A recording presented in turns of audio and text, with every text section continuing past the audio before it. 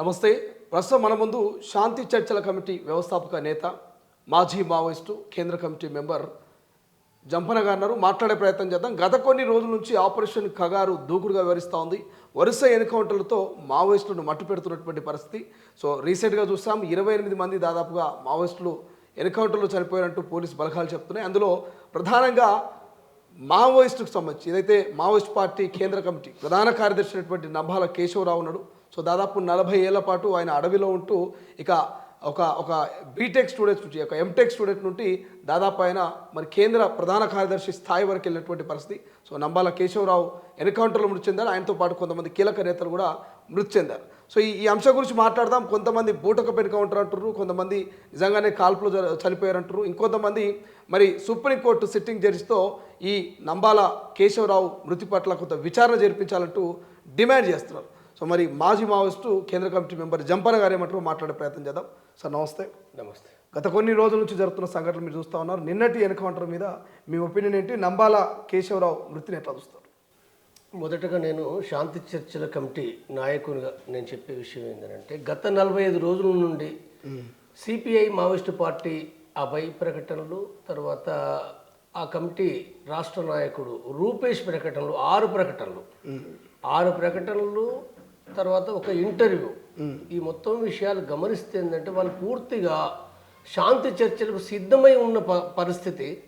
శాంతి చర్చలకు మేము వస్తామని, ఈ శాంతి చర్చల లోపల ఆయుధ విసర్జన ఎజెండా లోపల చర్చిద్దామని, జనజీవన స్రవంతిలో కలిసే విషయం కూడా మేము చర్చిద్దామనే విషయాన్ని కూడా ఏంటంటే వాళ్ళు చాలా స్పష్టంగా ఎలాంటి జిత్తులు ఎత్తులు లేకుండా నిజాయితీగా వాళ్ళు ప్రకటించారు. వాళ్ళు అంత నిజాయితీగా ప్రకటించి అంటే శాంతికి సిద్ధమైన పరిస్థితి లోపల తెలంగాణ కాదు, ఆంధ్రప్రదేశ్లో, ఢిల్లీలో, వివిధ రాష్ట్రాల్లో సైతం కూడా అంటే ఈ శాంతి చర్చలు జరగాలి, ఈ మరణాలు ఉండకూడదు.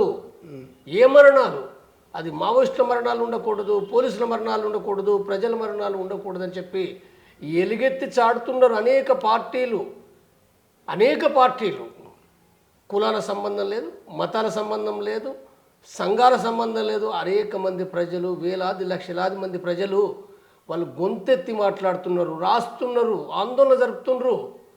శాంతి చర్చల కమిటీ మార్చి 24వ తారీఖు లోపట ఆరంభమైంది. అప్పటి నుంచి వాస్తవంగా శాంతి చర్చలు అనేటివి జరగాలన్నది మాడు లోపల 38 మంది చనిపోయినప్పుడు 7 నెలల క్రితం చనిపోయినప్పుడే అక్కడనే శాంతి చర్చలకు సంబంధించిన ప్రక్రియ ప్రారంభమైంది. ఈ సమస్యకు ఎట్లా పరిష్కారం? ఈ సమస్యకు పరిష్కారం యుద్ధం ద్వారా ఇది కాదు. ఇది హింస ప్రతి హింసలు 5 దశాబ్దాలుగా జరుగుతున్నది. ఇప్పుడు దానికి ఫుల్ స్టాప్ పెట్టాలంటే ఈ మరణాలు ఉండకూడదనంటే కాల్పుల విరమణ జరగాలి, శాంతి చర్చలు జరగాలి, స్థిరమైన శాంతి జరగాలనే విషయం నేను 7 నెలల క్రితం మాట్లాడినా. అక్కడి నుంచి చర్చ జరుగుతుంది. దాని పునాదులు అక్కడ ఉన్నాయి. ఆ పునాదుల నేపథ్యంలో దేశవ్యాప్తంగా ఇది కొనసాగుతున్నప్పుడు అంటే మావోయిస్టు పార్టీ ఇంత స్పష్టంగా ప్రకటించిన నేపథ్యంలో కేంద్ర ప్రభుత్వం దాడులను ఆపుకోకుండా, దానిపైన కనీస స్పందన లేకుండా అనేక ఎన్కౌంటర్లు ఈ 45 రోజుల పాటు కూడా కనీసం ఒక 7-8-10 ఎన్కౌంటర్లు కూడా జరిగినాయి. దాంట్లో వివిధ నాయకులు, సభ్యులు, ప్రజలు చనిపోయారు. దీంట్లో మొన్న జరిగిన ఏదైతుందో అంటే బసవరాజు లేదా నంబాల కేశవరావు గంగన్న అనే పేరుతో ఉన్న ఒక కేంద్ర జనరల్ సెక్రటరీ చనిపోవడం అనేదో అది ఒక రకంగా శాంతి చర్చలను భగ్నం చేస్తున్నది.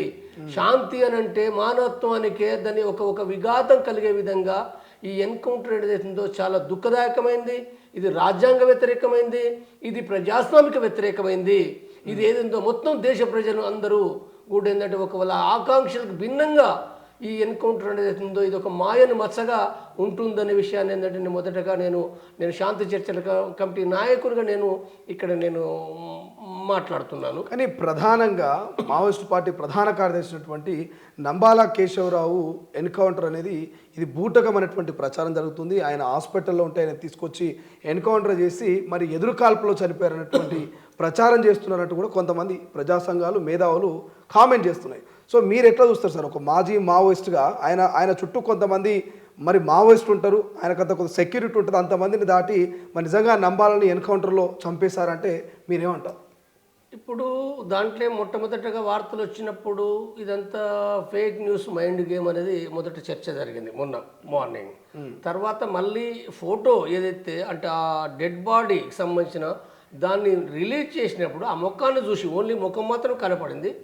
కాబట్టి అది చంపేయబడ్డాడు అనే విషయం స్పష్టంగా అది అర్థమవుతుంది.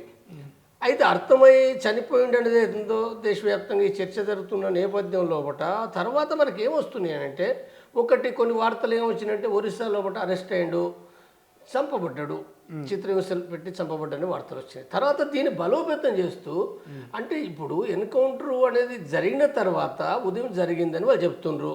ఎక్కడ నారాయణపూర్లో జరిగిందన్నారు. మరి నారాయణపూర్లో జరిగిందనుకున్నప్పుడు ఏ ఊరి చెప్పాలి కదా, ఏ ఊరు చెప్పలేదు, ఎక్కడ జరిగిందో చెప్పలేదు. అసలు అక్కడ ఆ ఘటన కాడికి కూడా మీడియా సంస్థలను ఎవరిని అనుమతించలేదు.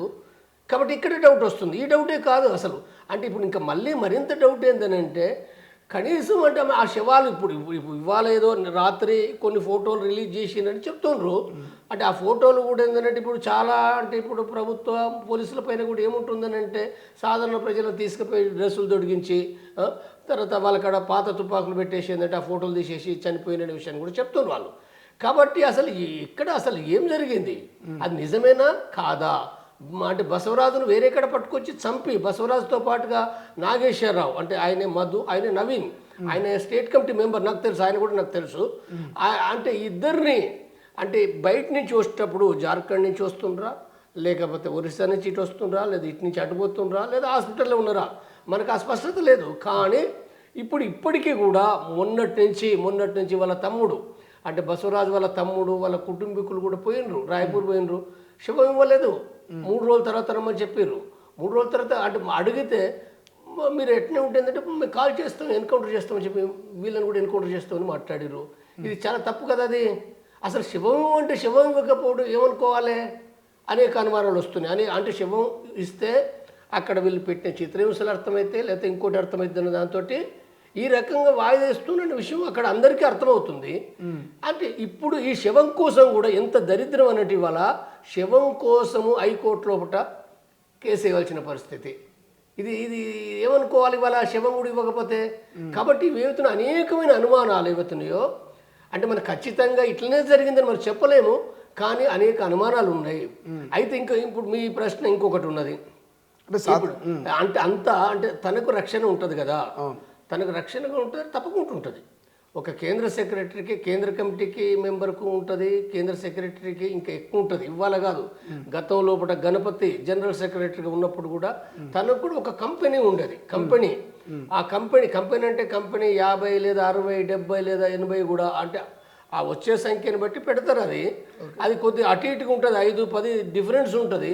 కానీ ఒక కంపెనీ ఉంటుంది. కంపెనీ అంటే తప్పనిసరిగా అందులో పట 2 లేదా 3 ప్లాటూన్స్ ఉంటాయి. ఒక ప్లాటూన్ లోపల 3 సెక్షన్స్ ఉంటాయి, 2 సెక్షన్స్ ఉంటుంది. ఒక సెక్షన్ అంటే 7 ఉండొచ్చు, 9 ఉండొచ్చు. కాబట్టి అంటే కంపెనీ అంటే దాని యొక్క నిర్మాణ పద్ధతి అది ఉంటుంది. దానిలో బట సరే 50 ఉన్నారా 70 ఉన్నారా అని కరెక్ట్గా చెప్పలేను, అదే అనేక మార్పులు జరుగుతుంది. కానీ ఒక కంపెనీ ఉంటుంది. అయితే ఇప్పుడు చెప్తున్నారు వాళ్ళు, ఇప్పుడు పోలీసు బలగాలు ఏం చెప్తున్నట్టు అది కంపెనీ 7 కాయ్ 7 అని రాస్తారు. కాయ్ అంటే కంపెనీ. కాబట్టి ఒక కంపెనీ ఖచ్చితంగా ఉంటుంది.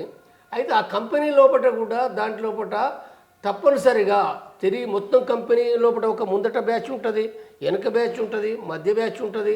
తర్వాత తన దగ్గర కూడా మళ్ళీ ప్రత్యేకమైన ఒక సెక్షన్ ఉంటుంది. ప్రత్యేకంగా కూడా తను వన్ సైడ్ పోయినా లేదా బాత్రూమ్ పోయినా స్నానం చేసినా లేదా ఎక్కడున్నా కానీ అంటే తప్పనిసరిగా కనిపెట్టుకుంటూ ఒక బ్యాచ్ తప్పనిసరిగా చాలా వాళ్ళు ఈ దగ్గరగా ఇప్పుడు నంబాల కేశవరావుకు అంటే ప్రధాన కార్యదర్శికి దగ్గరగా ఉండే ఆ యొక్క బ్యాచ్ దగ్గర ప్రత్యేకమైనటువంటి ఆయుధాలు ఉంటాయా, లేకపోతే అందరిలాగా సాధారణమైనటువంటి ఆయుధాలు ఉండే అవకాశం లేదు? ప్రత్యేకమైన ఆయుధాలు ఉంటాయి. వాళ్ళ కాడ కూడా ఏంటంటే AK-47 ఉంటాయి, తర్వాత ఇతర కొన్ని ఆటో వెపన్స్ ఉంటాయి. తప్పనిసరిగా వాళ్ళు చాలా చురుకైన వ్యక్తులు ఉన్న దాంట్లో చురుకైన వ్యక్తులుగా ఉంటారు. తర్వాత వాళ్ళు ఎప్పుడు కూడా అప్రమత్తంగా ఉంటారు వాళ్ళు. అంటే తప్పనిసరిగా కూడా అంటే రాత్రి నిద్రపోయేటప్పుడు అప్పుడు కూడా వాళ్ళ కాడ చుట్టూ సెంట్రీలు వేరే, అక్కడ జనరల్ సెక్రటరీ ఉన్న కాడ కూడా తప్పనిసరిగా ఆడ పడుకున్న కాడ కూడా తప్పనిసరిగా సెంట్రీ ఉంటారు. ఒకరు లేదా ఇద్దరు, ఆ పరిస్థితులను బట్టి కూడా సెంట్రీ కంటిన్యూగా ఉంటారు. వాళ్ళు డేలో ఉంటారు, నైట్లో ఉంటారు అక్కడ సెంట్రీగా. కాబట్టి ఆ అప్రమత్తత ఉంటుంది, తప్పనిసరిగా ఉంటుంది, ఉండకుంటే ఏమి ఉండదు అది. కాబట్టి ఇది జరిగింది ఎప్పుడు అయితే రాత్రి జరిగిందా అంటే సాధారణంగా ఎన్కౌంటర్లన్నీ కూడా రాత్రి జరుగుతుంటాయి ఎక్కువగా. రాత్రి జరిగితే తెల్లారి గట్లని చెప్తారు. రాత్రిలే అంటే బలగాలు ప్రవేశించి ఆ బలగాలు రాత్రిలే దాడిని 4 గంటలకు 3 గంటలకు ఈ దాడి కొనసాగిస్తారు వాళ్ళు. ఎందుకు ఎక్కువ 4 గంటలకు 3 గంటలకు ఎందుకు మత్తులో ఉంటుంది, నిద్రలో ఉంటారని? అంటే నిద్రలో ఉంటారు, అంటే అందరు అప్రమత్తంగా ఉండరు కదా, సెంట్రీలు ఉంటారు కానీ మిగిలిన వాళ్ళు పడుకుంటారు కదా. పడుకోవడం ఒకటి ఉంటుంది. రెండోది కూడా ఏంటంటే వాళ్ళ యొక్క అంటే మిలిటరీ బలగాలు వాళ్ళ కదలికలు ఏవైతున్నాయో అంటే డేలో అయితే ప్రజలకు అర్థమవుతుంది, అంటే ఇవన్నీ అర్థమవుతాయి కాబట్టి పెట్రోలింగ్ కూడా చేస్తూ ఉంటారు కాబట్టి వాళ్ళు ఎక్కువగా రాత్రి వచ్చేసి చాలా దగ్గరగా డేర దగ్గరికి కూడా ఏంటంటే వచ్చి చుట్టుముట్టి వాళ్ళు ఒకేసారి ర్యాపిడ్ ఫైరింగ్, బాంబింగ్, తర్వాత ఆటో వెపన్స్ ఇవన్నీ చేస్తారు. అది కాబట్టి అంటే ఎక్కువ బలగాలు అంటే కొన్ని సందర్భాల్లో కూడా మిలిటరీ బలగాలు వందల వేల సంఖ్యలో చుట్టుముట్టి దాడి చేసినప్పుడు ఆ దాడి కూడా డ్రోన్లతోటి బాంబులతోటి దాడి చేసినప్పుడు చనిపోరంటే చనిపోవచ్చు, చనిపోరని మనం ఏమీ చెప్పలేము. అయితే ఇప్పుడు అక్కడ జరిగిన ఘటన ఎట్లా జరిగిందనే విషయాన్ని కూడా వాళ్ళు చెప్పడం లేదు. అది వాస్తవంగా అంటే అక్కడ నుంచి ఆ డ్రోన్ల ద్వారా బాంబులు వేయడం లేకపోతే చుట్టుముట్టిన బలగాలు ఏవైతున్నాయో వాస్తవంగా చట్టం చెప్పే ప్రకారంగా నువ్వు అంటే సరెండర్ కామని చెప్పి కాల్ ఇవ్వాలి కదా.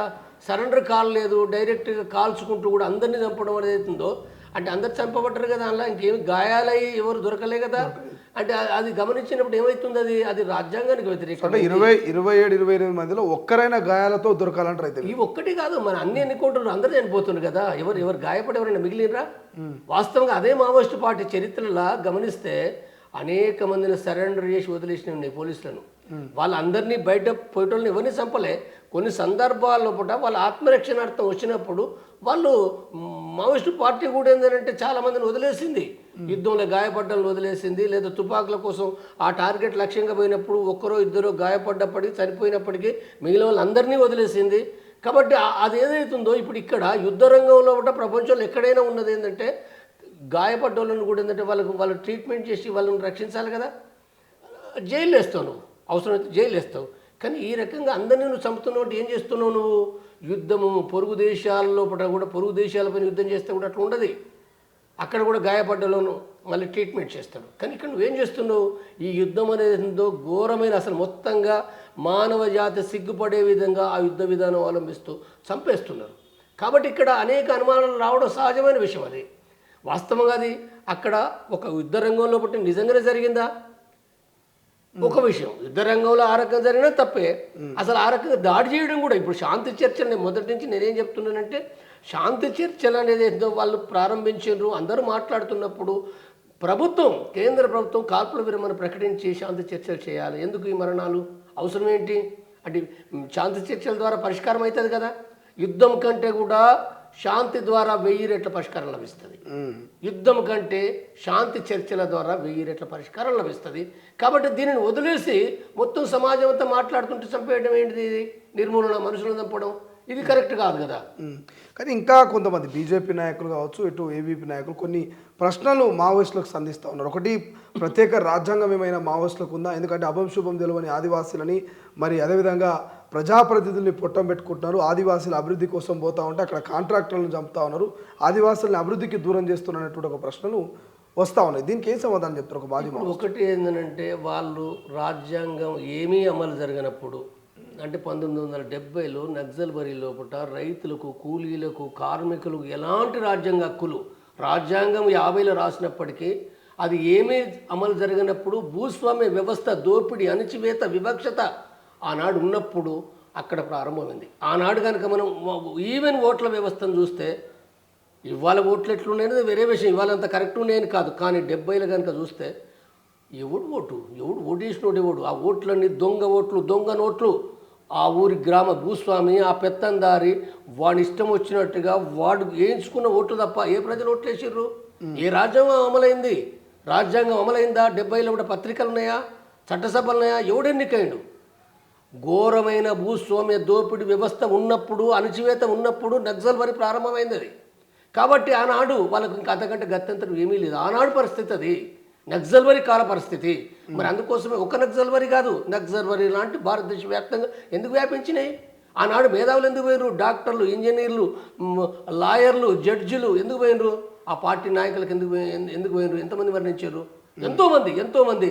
మరి వరంగల్ కాలేజీలు మొత్తం, ఇంజనీరింగ్ కాలేజీ మొత్తం రాడికల్స్, ఇవాళ హైదరాబాద్ కాలేజీ మొత్తం కూడా రాడికల్స్ దేశవ్యాప్తంగా కలకత్తా యూనివర్సిటీలో కూడా ఎంతమంది విద్యార్థి మేధావులు అక్కడ పోరాడారు, ఢిల్లీలో కూడా విద్యార్థి మేధావులు ఎంతమంది పోరాడారు. అంటే ఆనాడు ఏదైతుందో ఆ పరిస్థితి ఏదైతుందో రాజ్యాంగం ద్వారా ఏమీ అమలు కాని పరిస్థితి అనేది ఒకటి ఉన్నది. రాజ్యాంగం రాయబడ్డప్పటికీ చదివేలేదు కదా, ఎవరు చదువుకున్నారా అన్నాడు 70లా? ఏ దళితులు చదువుకున్నారా? ఎంతమంది చదువుకున్నారు? ఏ దళితులు చదువుకోలే, ఏ ఆదివాసులు చదువుకోలే, ఏ బీసీలు చదువుకోలే అన్నాడు. ఏ హక్కులు లేనప్పుడు ఆనాడు నక్సల్బరీ అనేది వచ్చింది. ఆ నక్సల్బరీకి భారతదేశ వ్యాప్తంగా ప్రపంచవ్యాప్తంగా దాన్ని ఇది తప్ప వేరే మార్గం లేదని చెప్పి వచ్చింది. అయితే అదొక చరిత్ర. ఆ చరిత్ర గడుస్తూ గడుస్తూ ఇప్పుడు ఒక 50 సంవత్సరాలు అయింది. ఈ 50 సంవత్సరాలు కొన్ని మార్పులు వచ్చినాయి. మార్పులు వచ్చినట్టు సమాజం అంతా సమానత్వం ఉన్నదని కాదు. అణిచివేత ఉన్నది, దోపిడి ఉన్నది, వివక్షత ఉన్నది. కానీ ఆనాటి భూస్వామ్య వ్యవస్థ లేదు, ఆనాటి భూస్వామ్య వ్యవస్థ లేదు. దోపిడి మరో రూపంలో ఉంది, అణచివేత మరో రూపంలో ఉంది. కాబట్టి ఇవాళ ఏంటిది అనేది అవుతుందో ఇవాళ ఒక చర్చ జరుగుతున్నది. ఈ చర్చ జరుగుతున్నప్పుడు మావోయిస్టు పార్టీ అవన్నీ ఆలోచించుకునే కదా మాట్లాడింది. అవి ఏం ఆలోచించలేదు. నేను ఎట్లా అనుకుంటాను, వాళ్ళు ఆలోచించుకునే శాంతి చర్చలకు వస్తామని చెప్పి వాళ్ళ నుంచి శాంతి చర్చల కమిటీ ప్రతిపాదన చేసిన వారం రోజుల లోపట మాట్లాడారు. చరిత్ర లోపల మావోయిస్టు పార్టీ చరిత్ర ఎన్నడైనా మాట్లాడిరా? ఎన్నడైనా అదే 96, 97 లోపల పౌరస్పందన శంకరను అరగోపాల్ గారి నాయకత్వం లోపల చర్చలు అంటే ఆనాడు చర్చలకేం రాలే కదా, రాలేదు. కనీసం దానిపైన కూడా స్టేట్మెంట్ కూడా ఇవ్వలేదు, దాన్ని పట్టించుకోలేదు ఆనాడు. ఎప్పుడు 2002లో మాత్రమే స్టేట్మెంట్ ఇచ్చింది చంద్రబాబు ప్రభుత్వంలో. తిరిగి మళ్ళీ 2004 లోపల చర్చలకు వచ్చారు. అది కూడా ఆనాడు శాంతి స్థాపన కోసం రాలే వాళ్ళు. అందరూ ఒత్తిడి చేస్తుండ్రు కాబట్టి సరే ఆ శాంతి ఏందో చూద్దామని చెప్పి వచ్చింది, అంతే తప్ప ఇంకా వేరే లేదు. కానీ ఇవాళ అది కాదు. ఇవాళ పూర్తిగా వాళ్ళు శాంతికి వస్తున్నారు. వాళ్ళు శాంతి ప్రకటనలు 6 ప్రకటనలు చేశారు చాలా స్పష్టంగా, నిజాయితీగా. మేము శాంతి కమిటీగా నేను స్పష్టంగా చెప్తున్నా, వాళ్ళు అనేక విధానాలు మార్చుకుంటూ వాళ్ళు వస్తున్నప్పుడు ఒక కేంద్ర ప్రభుత్వం చేయవలసిన డ్యూటీ ఏమిటి? ఒక ప్రభుత్వం ఇంతమంది మేధావులు, దేశంలో అనేక మంది మేధావులు ఇంతమంది మాట్లాడుతున్నప్పుడు ఎందుకు చంపడం? ఆగొచ్చు కదా, 2 నెలలు 3 నెలలు ఆగితే వాళ్ళు వస్తారు, మాట్లాడతారు, చెప్తారుగా వాళ్ళు. కానీ గ్యాప్ ఇస్తే జంపన్న గారు, గ్యాప్ ఇస్తే మావోయిస్టులు మరింత తీవ్రంగా తయారవుతారు, వాళ్ళ బలాన్ని పెంచుకుంటారు అనేది ఒక డిస్కషన్ నడుస్తున్నది. దీని ఎట్లా చూస్తారు మరి? ఇది చాలా తప్పు, అబద్ధము, పచ్చి అబద్ధం. 2 నెలలు గ్యాప్ ఇస్తే 3 నెలలు ఇస్తే మావోయిస్టులు బలపడతారా? ఎక్కడి నుంచి బలపడతారు? నీ ఇంటెలిజెన్స్ ఎంత బలమైంది? ఇవాళ భారతదేశ ఇంటెలిజెన్స్ చాలా బలమైంది, నీ కమ్యూనికేషన్ బలమైంది. ఇప్పుడు ఇక్కడ నేను సెల్ ఫోన్ వాడితే కూడా నేను ఏం మాట్లాడుతున్నా, ఎవరితో మాట్లాడుతున్నా కూడా వాళ్ళు గ్రహించగలిగే శక్తి వచ్చింది నేను సెల్ ఫోన్ యూజ్ చేస్తే. ఎక్కడి నుంచి బలపడతారు? ఎక్కడి నుంచి మాట్లాడతారు? సెల్ ఫోన్ మాట్లాడుతున్నా ఎవరేంటో అర్థమవుతుంది. అది ఎక్కడ కదులుతారు? ఏ రకంగా వాళ్ళ దగ్గరికి పోయి మళ్ళీ ఏ ఆయుధాలు ఇస్తారు? చాలా తప్పది అది. అంటే అబద్ధాలతోటి ఏంటంటే ఇట్లా చెప్పకూడదు కూడా.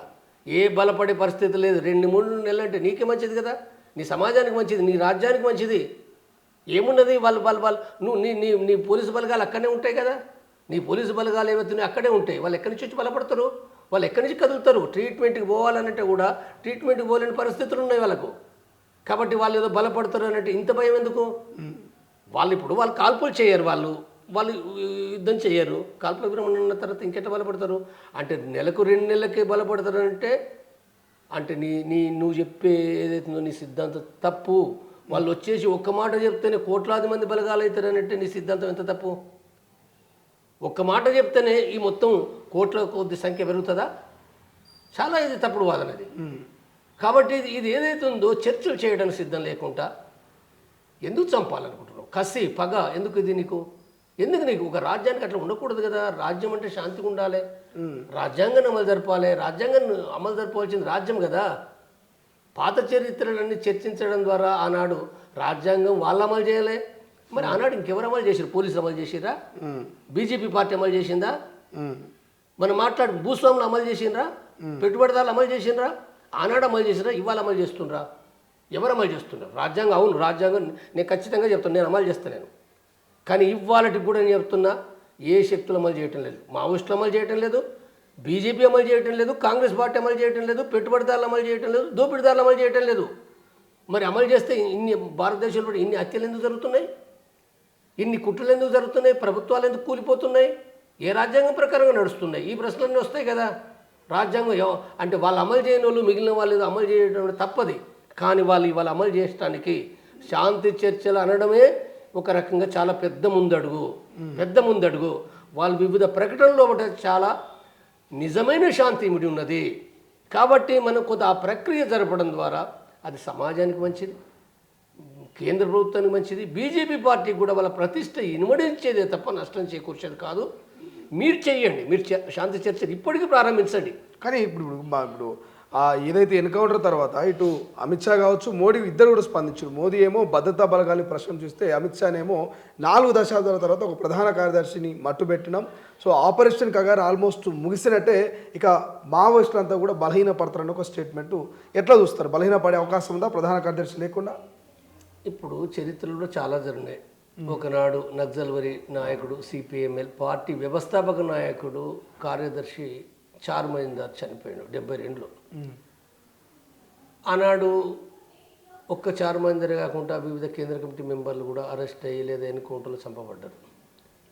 పార్టీ అయిపోయింది అనుకున్నారు.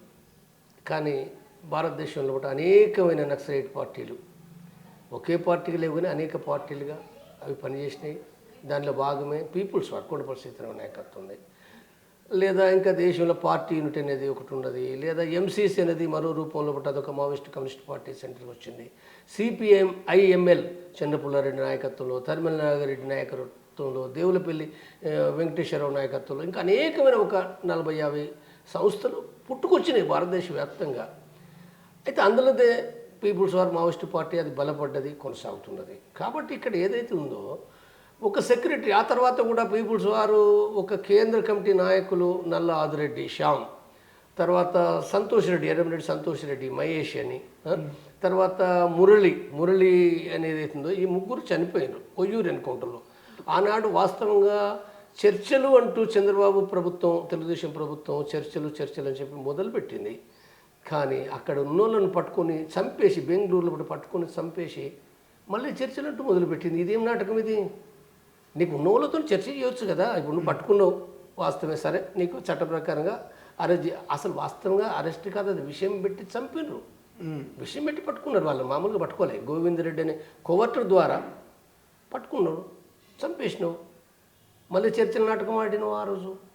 కాబట్టి సేమ్ చరిత్రలో అనేక ఆజాద్ ఉన్నాడు, రాజ్కుమార్, చెరుకూరి రాజ్కుమార్ కేంద్ర కమిటీ పొలిట్ బ్యూరో మెంబర్.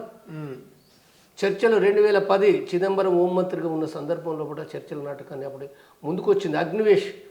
స్వామి అగ్నివేష్ తిరిగి చర్చలు చేయాలని చెప్పి మాట్లాడుతున్న సందర్భంగా ఆజాద్ ఉత్తర ప్రత్యుత్తరాలు జరుపుతున్నాడు. ఆ సందర్భంగా నువ్వు ఆజాద్ని పట్టుకొని చంపేశారు.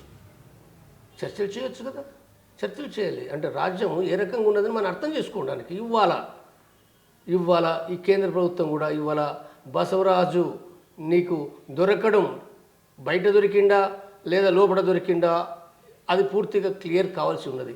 ఎందుకు ఈ దాడులు, ఎందుకు చర్చలు చేయడానికి వాళ్ళే వస్తూ ఉన్నారు కదా, వాళ్ళతో మాట్లాడవచ్చు కదా. కాబట్టి ఇప్పుడు చంపడం అనేది ఏదో చరిత్రలో చాలాసార్లు జరిగినాయి. దాంట్లో బట్టి దాని ద్వారా ఏదైతే ఉందో ఇంకో నాయకుని పెట్టుకుంటారు కదా, వాళ్ళు నాయకులు ఉన్నారు కదా, వాళ్ళ కేంద్ర కమిటీ 20 మందో 25 మందో కొంత సంఖ్యలో ఉన్నారు వాళ్ళు. దాంట్లో సీనియర్ నాయకులు ఉన్నారు. సీనియర్ నాయకులు కూడా చాలామంది ఉన్నారు. గణపతి ఉన్నాడు. గణపతి కూడా అనారోగ్యం అనంటే ఆయన ఏమీ పని చేయలేనంత స్థితిలో ఏమి లేడు. ఆయన ఏమి ఇంకా యాక్టివ్గా ఉండాలని చెప్పి 2016లో తప్పుకున్నాడు. ఆయన అంటే తప్పుకున్నాడంటే ఇంకా వేరే ఒక తనకంటే యాక్టివ్గా, శారీరకంగా యాక్టివ్గా ఉన్న వాళ్ళు ఉండాలన్న దాంతో తప్పుకున్నాడు. ఆయనకి అసలు అంటే సైద్ధాంతిక రాజకీయ అవగాహన లోపించి కాదు, ఆయన ఏమీ రాయకుండా మాట్లాడలేనంత స్థితి ఏమి కాదు. గణపతి ఉన్నాడు. గణపతే కాదు, సీనియర్ మెంబర్స్ కూడా ఉన్నారు. సీనియర్ మెంబర్సు అంటే అక్కడ అభయ్ అనే అతనుడు, లేకపోతే దేవ్జీ ఉన్నాడు, తర్వాత జార్ఖండ్లో కూడా సునీర్మల్ ఉన్నాడు, అంతకంటే సీనియర్ కూడా ఏంటంటే జనార్దన్ జీ ఉన్నాడు, తర్వాత ఇంకా అనేక మంది, లేదా మల్లారాజిరెడ్డి ఉన్నాడు, సీనియర్లే లేదా జూనియర్లు, వీళ్ళకంటే జూనియర్లు అయినప్పటికీ కూడా చాలామంది ఉన్నారు. చంద్రన్న ఉన్నాడు, గాజర్ల రవి ఉన్నాడు, లేకపోతే భాస్కర్ ఉన్నాడు, మనోజ్ ఉన్నాడు, అనేక మంది కూడా ఉన్నారు. వాళ్ళు అందరూ కూడా 4 దశాబ్దాలు 40 ఏళ్ళ పైగా వాళ్ళకు విప్లవ ప్రస్థానం ఉన్నది వాళ్ళకు. కాబట్టి అనుభవం ఉంది, అవగాహన ఉన్నోళ్ళే.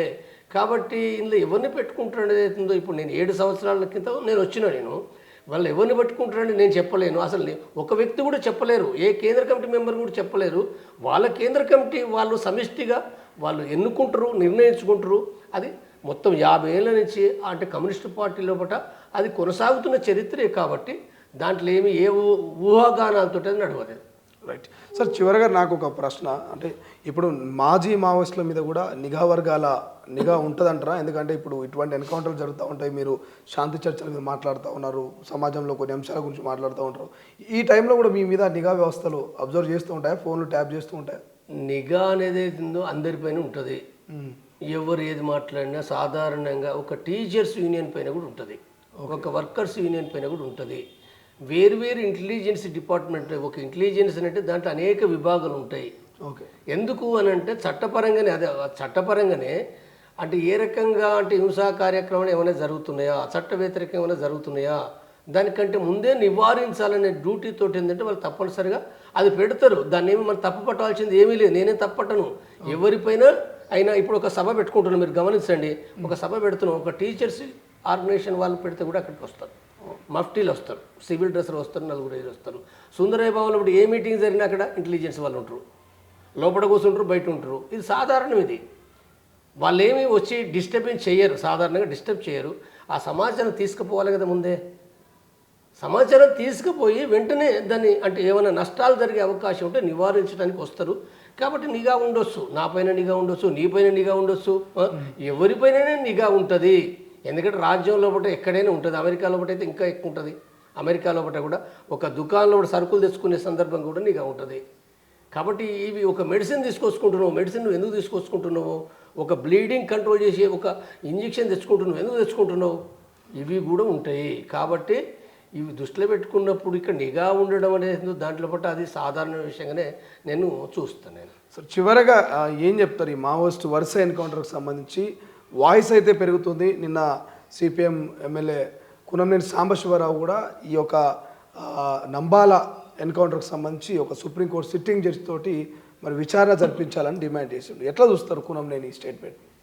ఇది కూనంనేని సాంబశివరావు మాట్లాడుతుండు, ఇది సరైనదే. చాలామంది కూడా మాట్లాడుతున్నారు. వెంటనే ఏంటంటే ఆ ఎన్కౌంటర్ జరిగిందన్న వెంటనే ఇది సుప్రీంకోర్టు తోటి ఇది న్యాయ విచారణ జరిపించాలని మాట్లాడుతుంది. ఇది రాజ్యాంగబద్ధమైన చట్టపరమైన హక్కు. ఇది తప్పనిసరిగా ప్రజాస్వామికవాదులు అంటే దానిపైన వెంటనే తప్పనిసరిగా కేసులు వేయవలసిన అవసరం ఉంటుంది. కేసులు వేయడం ద్వారానే తప్పు ఒప్పు తేలుతుంది అది. సో ఇది ఏం చెప్తారు ఫైనల్గా, ఏం చెప్తారంటే ఈ వరుస ఎన్కౌంటర్ తోటి నిజంగా మావోయిస్టులు బలపడుతున్నారా అంటే లేక బలహీన పడుతున్నారా అంటే ఏం చెప్తారు ఫైనల్గా? బలహీన పడుతున్నారు అనేది ఏంటంటే వాళ్ళే ఆ పార్టీ చెప్పింది, చాలా సంవత్సరాల క్రితమే చెప్పింది, 2012లో చెప్పింది, 2016లో చెప్పింది, ఆ తర్వాత కూడా చెప్తూనే ఉంది. మొన్న బస్తర్ టాకీస్ హిందీ ఛానల్లో పట్ల రూపేష్ కూడా చాలా స్పష్టంగానే మాట్లాడాడు. మా పార్టీ కొంత దెబ్బతిన్నాము, నష్టపోయాము, కొంత వెనుకంజే గురైన విషయాలు మేము సమీక్షించుకున్నాం అనే విషయాలు తనే చెప్పిండు. అంటే ఏం కారణమైనట్టుంటారు అంటే అత్యాధిక టెక్నాలజీతో పోలీస్ బలగాలు డ్రోన్లను, హెలికాప్టర్లను ఉపయోగించడం మావోయిస్టు మరణాలకు ఒక మైనస్ అనుకోవచ్చా? అది మైనసే, దాన్ని ఎవరు వాళ్ళు కూడా కాదన్నారు. కానీ అంతకంటే ముఖ్యంగా ఏంటంటే ఈ సమాజంలో ఒకటి ఏ మార్పులు అయితే వచ్చినాయో అంటే ఒకనాడున్న భూస్వామ్య వ్యవస్థ ఇవాళ లేదు. ఈ లేని కారణంగా ఇవాళ చాలామంది ఇవాళ మీడియా, సోషల్ మీడియా, ఈ సెల్ ఫోన్లు వచ్చిన తర్వాత చాలామంది దానిపైన ఇప్పుడు వాళ్ళు చనిపోతున్నప్పుడు బాధపడుతున్నారు. ఈ ఎన్కౌంటర్ సరైనది కాదని చెప్తారు చాలామంది, లక్షల మంది చెప్తారు. ఒకరిద్దరు ఇంకా లక్షలాది మంది, మొత్తం మనం భారతదేశ వ్యాప్తంగా చూస్తే లక్షల కోట్ల లోపల ప్రజలు వ్యక్తం చేస్తారు, చేయకుంటే ఎవరు లేరు. కానీ దీంట్లో ఎంతమంది పోతారు అనుకున్నప్పుడు ఎవరు పోవటం లేదు, ఎవరు కూడా పోవటం లేదు. పోతుండ్రా ఇప్పుడు మన ఆంధ్ర తెలంగాణ 2 రాష్ట్రాలు ఉన్నాయి. ఇక్కడ 7 కోట్ల జనాభా పై ఉన్నది. మరి 7 కోట్ల జనాభా లోపల ఆ ఎన్కౌంటర్లు ఉండకూడదు, వాళ్ళు గొప్ప వీరులు, ప్రజానాయకులు అని చెప్పి మాట్లాడే వాళ్ళు దాదాపు 7 కోట్ల లోపల కనీసంగా 2 కోట్ల పైగా ఉంటారు. నా అంచనా 2 కోట్ల పైగా ఉంటారు, కంపల్సరీ ఉంటారు. పోలీసులలో ఉంటారు, ఈవెన్ బీజేపీ కార్యకర్తలు కూడా ఉంటారని చెప్తున్నాయి. బీజేపీ కార్యకర్తలు చాలామంది నాకు తెలుసు, చాలామంది మాట్లాడతారు, కాంగ్రెస్ కార్యకర్తలు మాట్లాడతారు, వివిధ కమ్యూనిస్ట్ పార్టీలో మాట్లాడతారు. సాధారణ ప్రజలు కదా, వాళ్ళంతా శ్రామికుల బిడ్డలు కదా, వాళ్ళకి ఏం అవసరం? వాళ్ళు సరే ఏ పార్టీలను ఉండొచ్చు కాక, పార్టీలు అని చెప్పి ఇప్పుడు బయట చెప్పడానికి కొంతమంది చెప్పలేరు. కానీ వాళ్ళ యొక్క అంతర్మదనంలో ఒకటి ఉంటుంది కదా. ఈవెన్ పోలీస్ అధికారులు కూడా మాట్లాడతారంట. పోలీస్ అధికారులకు కూడా కొంతమంది కానీ చర్చలు జరిగితే బాగానే ఉండేది కదా, ఎందుకు ఇది చంపుకోవడం? వాళ్ళకి ఏం అవసరం? వాళ్ళకి చంపుకోవాలని వాళ్ళకి ఏమైనా ఉంటుందా? అందరు పోలీస్ అధికారులకి ఏముండదు, ఎవరో ఒకరిద్దరు తప్ప చాలామంది పోలీస్ అధికారులు కూడా ఎందుకు సరే జరిగింది ఏదో జరిగింది గతంలో, ఇప్పుడైతే శాంతి జరిగి చర్చలు జరిగితే మంచిదని కోరుకుంటారు. కాబట్టి ఇక్కడ గమనించినప్పుడు అయితే మరి వీళ్ళందరూ అంటారు కానీ మరి పార్టీలో పోతారా? పార్టీలకు ఎవ్వరు పోరు. ఒకనాడు పోయిన సంఖ్యలో కూడా చూస్తే ఇవాళ చాలా తగ్గిపోయింది. కాబట్టి ఈ మార్పులు ఆ పార్టీ కూడా గమనిస్తుంది, అర్థం చేసుకుంటలేదని కాదు. కానీ ఈ అర్థం చేసుకున్న దాన్ని ఇవాళ ఎట్లా జరగాలి? ఇవాళ వాళ్ళు కొంతవరకు అర్థం చేసుకుంటుండ్రు. నా అంచనా కొంతవరకు అర్థం చేసుకుంటుండ్రు. అర్థం చేసుకున్న దాన్ని కూడా అమలు ఎట్లా కావాలి? ఇప్పుడు అమలు కావాలనంటే మరి ఇప్పుడు చర్చలు జరగాలి కదా. చర్చలు జరిగితే ఇప్పుడు గవర్నమెంట్ ఏమంటుంది, లేదా బీజేపీ నాయకులు ఏమంటారు, వాళ్ళు లొంగిపోవాలంటారు. ఎట్లా లొంగిపోతారు? వ్యక్తులు లొంగిపోతారు. నేను కూడా లొంగిపోయినా కదా. నేను లొంగిపోయినా చెప్పి నేను అనేక సందర్భాలు చెప్తున్నా. నాకు సిద్ధాంత విభేదంతో నేను సరైనది కాదని చెప్పి నేను లొంగిపోయినా. చాలామంది అనారోగ్యం, కుటుంబ సమస్యలతో లొంగిపోవచ్చు, లేదా సిద్ధాంత విభేదంతో ఒకరో ఇద్దరు ఉంటే లొంగిపోవచ్చు. కానీ ఆ సిద్ధాంతం వాళ్ళు అర్థం చేసుకుంటున్నప్పుడు ఆ పార్టీ ఒక కేంద్ర సెక్రటరీ, కేంద్ర కమిటీ మన సరెండర్ అయితే చర్చ పెడతారా? అసలు జరుగుతుందా? అసలు ఆ చర్చ మాట్లాడుతూ ఉంటారా? పార్టీలో కూడా తిట్టరా? తర్వాత ఒక పార్టీ వేలాది సంఖ్యతో ఉన్న పార్టీ కదా, దాన్ని ఫుల్ టైమర్స్ వేల సంఖ్యలు ఉన్నారు, పార్ట్ టైమర్స్ కూడా బయట అనేక మంది వేలు లక్షలు ఉంటారు, లేదా ప్రజా సంఘాలు ఉంటాయి, లేదా ప్రజా సంఘాలు లేకున్నా ఆ పార్టీ తోటి ఉన్న వాళ్ళు ఎంతోమంది. ఇప్పుడు చూడండి, తెలంగాణ, ఆంధ్రలో కూడా మరి అనేక మంది మాట్లాడుతున్నారు కదా. వాళ్ళు ఎంత ఇబ్బంది పడుతున్నారు, ఏడుస్తున్నారు, బాధపడుతున్నారు, శాంతి చర్చలు జరపడని మాట్లాడుతున్నారు. మరి లక్షల కోట్ల మంది ఆ పార్టీ అంటే అభిమానించే వాళ్ళు భారతదేశ వ్యాప్తంగా ఉన్నారు. అంటే మరి ఇంతమంది అంటే ఎవరు సరెండర్ కావాలి? ఆ సరెండర్ కాదు కదా. వాళ్ళ ఆ పార్టీ ఇప్పుడున్న పద్ధతి ఏంటంటే, నువ్వు శాంతి చర్చలు జరపడం ద్వారా అంటే ఒక స్థిరమైన శాంతిగా. ఇప్పుడు శాంతి చర్చల కమిటీ కూడా ఏం చెప్తున్నాం, మేము మొట్టమొదటి నుంచి కూడా ఏం చెప్తున్నాం అంటే, ఎవరు మరణించొద్దు కాబట్టి శాంతి చర్చలు జరపండి. శాంతి చర్చలు జరపడం ద్వారా వాళ్ళకి ఆ శాంతి చర్చలు జరిపితే ఏం జరగాలి? శాంతి చర్చలు జరిపినప్పుడు తప్పనిసరిగా జరగవలసింది ఏంటంటే, అవి కనుక అంటే వాళ్ళ డిమాండ్లు కొన్ని ఉంటాయి. వాళ్ళు ఏమి రాజ్యాధికార డిమాండ్ ఏం పెట్టరు కదా.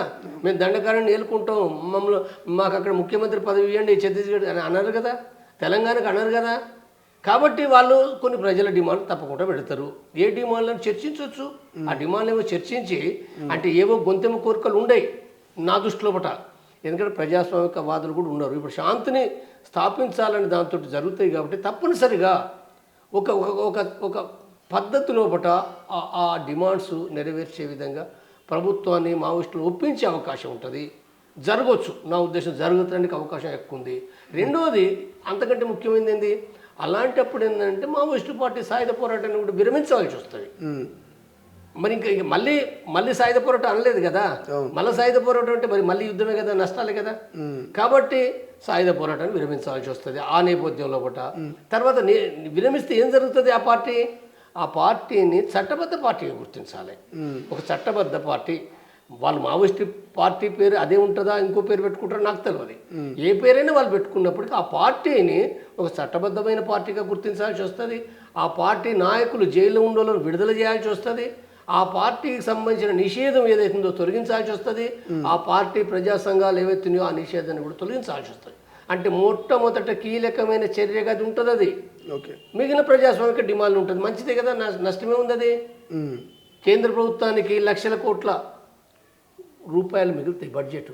ఎన్ని కోట్లు ఒక పొరుగు దేశం పైన. అంటే దండకారణ్యం అంటే పాకిస్తాన్ లాంటిదే కదా, చిన్నది ప్రాంతం ఏం కాదు కదా. జార్ఖండ్, ఒరిస్సా కలిపితే చాలా పెద్ద ప్రాంతం అది. మరి నువ్వు పెట్టి ఖర్చు దానికంటే ఎక్కువ పెడుతున్నావు నువ్వు. కాబట్టి నీకు ఖర్చు తగ్గుతుంది కదా. ఖర్చు తగ్గడే కాదు, మనుషులు చనిపోరు కదా. తర్వాత నీకు ఇప్పుడు నువ్వు చెప్తున్నది కేంద్ర ప్రభుత్వం అభివృద్ధికి ఆటంకంగా ఉన్నారంట. నువ్వు చెయ్యి, ఆ తర్వాత నీకేముండదు కదా. వాళ్ళ ఆయుధాలు అంటే దాన్ని వదిలేసిన తర్వాత అభివృద్ధి చెయ్యి. అభివృద్ధి సరే, దేశం అంతా ఏం చేస్తున్నావు అనేది వేరే ప్రశ్నే, కానీ నీకు అభివృద్ధికి ఆటంకంగా ఉండదు. ఇవన్నీ నీకు ఉంటున్నప్పుడు ఎందుకు నీ ప్రతిష్ట పెరుగుతుంది కదా. కేంద్ర ప్రభుత్వం ప్రతిష్ట పెరుగుతుంది, బీజేపీ ప్రతిష్ట పెరుగుతుంది, ఎన్డీఏ భాగస్వాముల ప్రతిష్ట పెరుగుతుంది, దేశంలో పెరుగుతుంది, విదేశాల్లో పెరుగుతుంది. నీకు ఇన్ని మంచి జరుగుతున్నప్పుడు ఎందుకు అందుకోసం ఏమంటున్నంటే, బీజేపీకి కోపం ఉన్నది, పగ ఉన్నది, కసి ఉన్నది. ఇదేం పద్ధతి? ఇది ఫ్యూడల్ రాజ్యాలు ఉన్నది. వెనకట ఫ్యూడల్ రాజ్యాల్లో ఒక మధ్య యుగాల నాడు ఉన్నది. కొంతమంది రాజులు అందరు కూడా చేయలే, కొంత తేడా ఉన్నది. ఆనాడు కూడా వాళ్ళు వెనుక తగ్గినప్పుడు, లేదా వాళ్ళ యుద్ధాన్ని వెనుక తీసుకున్నప్పుడు వదిలేసినవి ఉన్నాయి. కానీ ఇవాళ నువ్వేం చేస్తున్నావు? వాళ్ళు శాంతి చర్చలని అంటున్నా కానీ నువ్వు చంపుతానంటే ఇది ఇట్లా అనొచ్చా? నేను సంపుతా నిర్మూలిస్తే ఇదేం పద్ధతి? దానికి మళ్ళీ నువ్వేదో చెప్పడం, ఇది ఇట్లయితుంది అట్లయితే ఎక్కడి ఏమీ లేవు. మీరు ఇప్పటికైనా కేంద్ర ప్రభుత్వం ఏంటంటే ప్రజల అభిప్రాయాన్ని గౌరవించండి. ప్రజల అభిప్రాయం దేశవ్యాప్తంగా ఉంది, శాంతి కోరుకుంటారు. వాళ్ళు ఎవరు మావోయిస్టు పార్టీ సపోర్టర్స్ కాదు, మావోయిస్టు లైన్ ప్రకారంగా పనిచేసే వాళ్ళు కాదు. చాలామంది కొద్దిమంది ఈ దేశంలో ఉండొచ్చు, అంటే ఆ లైన్ కావాలని ఉండొచ్చు, కానీ ఎక్కువ మంది ప్రజలు ఏంటంటే ఆ పార్టీకి సంబంధం లేకుండానే మీరు ఇవాళ శాంతి చర్చలు చేయండి, శాంతి చర్చల ద్వారా శాంతి స్థాపించబడితే అది మంచిది సమాజానికి అనేది అందరూ కోరుకుంటున్నారు. కాబట్టి మళ్ళీ నేను అంటే బీజేపీ కేంద్ర ప్రభుత్వం ఏదో ఇది ఆలోచించాలన్నదే నేను విజ్ఞప్తి చేస్తున్నా. అంటే ఈ విజ్ఞప్తి చేయాలన్నా కానీ ఏంటంటే ఒక రకంగా నాకే బాధ అనిపిస్తుంది కూడా ఈ ఘటన జరిగిన నేపథ్యంలో కూడా. కాబట్టి కేంద్ర ప్రభుత్వం తిరిగి ఆలోచించి తన నిర్ణయాలు మార్చుకోవాలని నేను మళ్ళీ విజ్ఞప్తి చేస్తున్నాను. రైట్. సో ఇది మొత్తం మీద మాజీ మావోయిస్టు శాంతి చర్చల కమిటీ వ్యవస్థాపక నేత, సో కేంద్ర కమిటీ మెంబర్ జంపన్న క్లియర్గా చెప్తా ఉన్నాడు, ఇప్పటికైనా శాంతి చర్చలు జరపండి. ఇక మావోయిస్టు పార్టీ నుంచి కొన్ని లేఖలు వచ్చినాయి, అభయపేట కావచ్చు, ఇతర లేఖల్లో కూడా క్లియర్గా శాంతి చర్చలకు మేము సిద్ధంగా ఉన్నామంటూ వాళ్ళు క్లియర్ చెప్తా ఉన్నారు. వాళ్ళే శాంతి చర్చలకు గన్ డౌన్ చేస్తామంటే కేంద్రం ఎందుకు వాళ్ళతో శాంతి చర్చలు జరపట్లేదు, ఎందుకు మన దేశ బిడ్డల్ని పొట్టన పెట్టుకున్నటువంటి లైన్లో మరి జంపని చెప్తున్నటువంటి పరిస్థితి. మరోవైపు కేశవరావు మరణం పట్ల కూడా కొంతమంది అనుమానాలు వ్యక్తం చేస్తూ ఉన్నారు. సో ఆయన చుట్టూ అంతమంది ఉన్నప్పటికీ నిజంగానే ఎన్కౌంటర్లో చనిపోయాడా, ఆ ఫోటోల్లో నిజంగా జెన్యునిటీ ఉందా, మరి డెడ్ బాడీలను కూడా ఎందుకు ఇవ్వట్లేదు ఆ కుటుంబాలకు, ఆ డెడ్ బాడీల కోసం కూడా కోట్ల దాకా పోవాల్సిన అవసరమా అనేటువంటి కొన్ని ఇంట్రెస్టింగ్ ప్రశ్నలు అయితే జంపన గారు చెప్తున్నటువంటి పరిస్థితి మనకు కనిపిస్తుంది. చూద్దాం ఇప్పటికైనా శాంతి చర్చలు జరుగుతాయా, లేకపోతే ఈ ఆపరేషన్ ఖగార్ ఇంకా కంటిన్యూ అవుతూ ఎన్కౌంటర్లో మావోయిస్టులను చంపుతుందా అనేది. కెమెరా పర్సన్ అజయ్తో శ్రీశైలం, తొలి వెలుగు, హైదరాబాద్. ప్రపంచంలో ఏ మూల ఏ క్షణం ఏం జరుగుతుందో వేగంగా తెలుసుకోవడానికి తొలి వెలుగు వాట్సాప్ ఛానల్ని ఫాలో చేయండి.